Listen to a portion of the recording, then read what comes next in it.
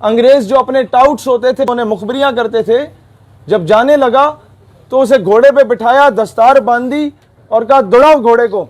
جب وہ گھوڑا صاحب دوڑے نا تو مغرب تک، صبح کا سورج طلوع ہوا اور دوڑتا گیا، مغرب تک 83 گاؤں ہیں، 84 گاؤں ہیں، 50 گاؤں ہیں، 60 گاؤں ہیں، جہاں تک وہ گھوڑا دوڑا تھا وہاں تک کی ساری زمین اس بندے کو دے دی۔ وہ جو ان کا چیلا ہوتا تھا انگریزوں کا، ان کے جو کتے نہلاتا تھا، اس کو دے دی اور کہا تم یہاں کے نواب ہو گئے، سر پہ دستار باندھ دی۔ تو یہ جتنے نواب بڈیرے جن کے ہم گٹوں میں بیٹھ کے قوم کے ضمیر کو 5 سال کے بعد بریانی کی پلیٹ پہ بیچ دیتے ہیں نا، یہ وہی تھے جنہوں نے حقے بھرے تھے، یہ وہ تھے جو انگریزوں کی میم صاحب کے سامنے پگڑی پہن کے اور داڑھی رکھ کے داڑھی اور پگڑی کو بیچا تھا ان بدبختوں نے۔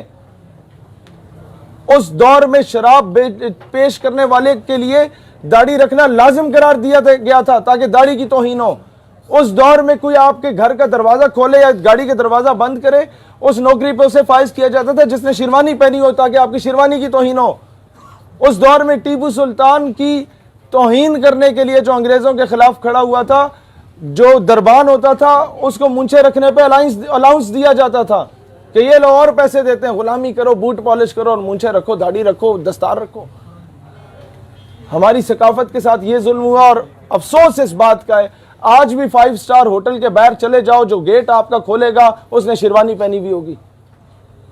آج بھی کسی میس کے باہر چلے جاؤ، سرکاری میس کے باہر چلے جاؤ، میں جنرل باجوہ کو بھی کہتا ہوں آپ کسی گیریزن میس کے باہر چلے جائیں تو وہ شیروانی والا بندہ کھڑا ہوگا، اس نے دستار پہنی ہوگی۔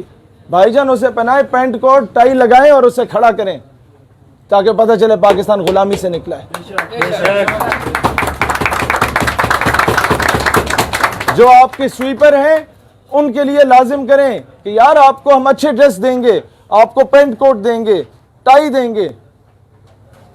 نواب آف بہاولپور، ایک ہی بندے کا پتر نواب میں نے آج تک دیکھا ہے اس دور کا۔ وہ گاڑی تھی بڑی مہنگی برطانیہ میں، برطانیہ میں گیا تو بڑی مہنگی گاڑی تھی، ان لوگوں نے اسے داخل نہیں ہونے دیا۔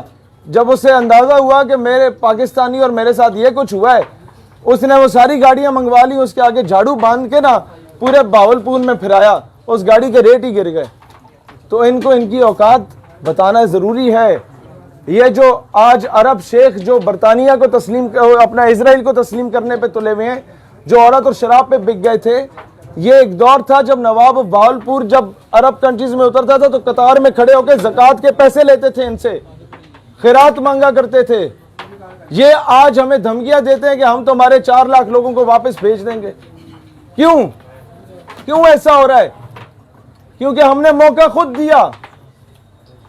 ہم نے بجائے اس کے کہ ہماری نمبر 1 آرمی ہے، نمبر 1 انٹیلیجنس ایجنسی ہے، ہم انہیں کہتے کہ یار ہم پروٹیکشن دیں گے آپ لوگوں کو، ہم حجاز مقدس کی حفاظت کریں گے۔ انہوں نے سارے ٹھیکے آرامکو کے اور باقی ٹھیکے امریکہ کو دے دیے۔ کیوں بھائی؟ کہیں نہ کہیں ہم نے اپنی پالیسی میں ویکنس دکھائی نا، جو ان کو موقع ملا۔ اب تو یہ بھی سوال کرنا پڑے گا کہ جناب اسلامک ملٹری الائنس بنے ہوئے بھی 2-2.5 سال ہو گئے ہیں، وہ جہازوں کا رخ جو کرتب دکھاتے رہتا ہے وہ فلسطین یا کشمیر کی طرف کیوں نہیں ہوا؟ ہمارے ٹیکسوں پہ پلنے والے بڑے بڑے الائنس پوری امت کے ٹیکس پہ پلنے والے، کیا اس کا فائدہ کیا ہے؟ بھائی ہم ساری زندگی آپ کے لیے قربانیاں دیں گے، ہم آپ سے پہلے بارڈر پہ پہنچیں گے انشاءاللہ۔ ہماری چمنڈا کی ماؤں نے اپنے ان بچوں کی تربیت کی تھی، سینے سے بم باندھ کے وہ ہندوستانی ٹینکوں پہ لیٹ گئے تھے۔ ہمارے KPK کی ماؤں نے GSQ میں 6 ستمبر کی تقریب تھی تو وہ کہتی تھی، جب اسے بلایا گیا کہ تو بیٹا تمہارا شہید ہو گیا ہے، اب کیا تاثرات ہیں؟ میں سمجھ رہا تھا وہ رو پڑے گی، لیکن آفرین اس پٹھان ماں پہ کہتی ہے وطن اچرے خفا مشے، وطن پریشان نہ ہو، پٹھان ماں زندہ اپنے بچوں کو تجھ پہ قربان کرنے کے لیے۔ مسئلہ یہ ہے کہ وہ مائیں تو قربانیاں دیں گی، اور اوپر جو یہ پالیسی میکر بیٹھے ہوئے ہیں، خدا کا واسطہ ہے کوئی عملی طور پہ کام کرو بھائی جان کشمیر کے لیے۔ خدا کا واسطہ ہے آج وہ بہن لکھنے پہ مجبور ہو گئی ہے کہ عمر فاروق رضی اللہ تعالیٰ عنہ کے، عمر بن عبدالعزیز رحمت اللہ علیہ کے، حیدر کرار شیر خدا کرم اللہ وجہ الکریم کے، محمد بن قاسم کے، طارق بن زیاد کے وارث کدھر گئے بھائی جو کشتیاں جلا دیا کرتے تھے؟ وہ جوان جو سڑک پہ نکلتا ہے دکان جانے کے لیے، اسے ہندوستانی فوجی गिरबान से पकड़ के कहता है आगे तुम्हारे पाकिस्तानी जिनके लिए नारे लगाते थे, जिनके लिए उछलते कूदते थे, क्या जवाब दे वो नौजवान? कब तक वो बोलता रहे बस पाकिस्तान जिंदाबाद, हम आज़ादी लेंगे? भाई आप उसे असला लेके सपोर्ट ना भी करें ना, कम से कम थपकी दे दो। कम से कम अमेरिका को यह बताओ कि भाईजान भगत सिंह अगर फ्रीडम फाइटर है, कमांडर बोसे अगर फ्रीडम फाइटर है, अगर ये ची गुवेरा फिडेल कास्ट्रो अगर फ्रीडम फाइटर है, तो बुरहान वानी भी फ्रीडम फाइटर है भाईजान। फिर ये आपके जो जैश के या लश्कर के या हिज्ब के लोग वहां बगैर तनख्वाहों के शहादतें दे रहे हैं, वो भी फ्रीडम फाइटर है भाईजान। फिर डॉक्टर मनान वानी और अफजल गुरु भी फ्रीडम फाइटर है। ये चीजें क्यों नहीं बताई जाती? उस पे कौम को तकसीम किया जाता है, कहा जाता है नहीं ये तो फलाने मसलक है, या ये पठान है, तो पंजाबी है, इहदे बारे से नहीं बोलना। भाई क्यों? जब कोई खत्म नबूवत का काम कर रहा है तो बड़े बड़े उलमा हमें बताओ, क्या जो आज हमें कहते हैं कि जी आप क्यों सारे मकातब फ़िक्र इकट्ठे होकर खत्म नबूवत की बात करते हैं, खुद अकेले क्यों नहीं करते? भाई आप शाह अहमद नूरानी से ज़्यादा पढ़े लिखे हैं।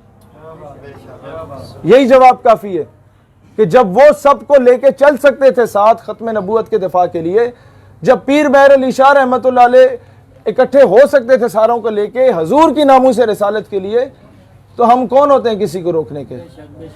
हम कौन होते हैं? हम क्यों नहीं जिहाद के लिए किरदार अदा कर रहे?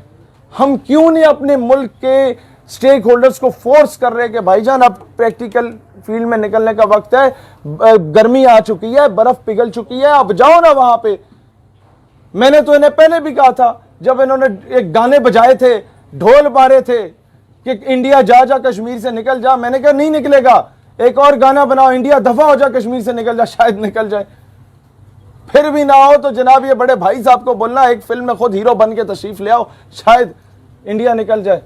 लेकिन नहीं निकलेगा भाई। बेच कर तलवारें खरीद लिए मसले हमने, बेटियां लुटती रहीं और हम दुआ करते रहे। मसला ये है कि आज हम वजीर आज़म साहब से भी कहते हैं भाईजान कुर्सी है तुम्हारी, ये जनाजा तो नहीं है, कुछ कर नहीं सकते तो उतर क्यों नहीं जाते? अल्लाह वतन को जो मेरे लूट रहे हैं, ये देश के गद्दार हैं, मर क्यों नहीं जाते?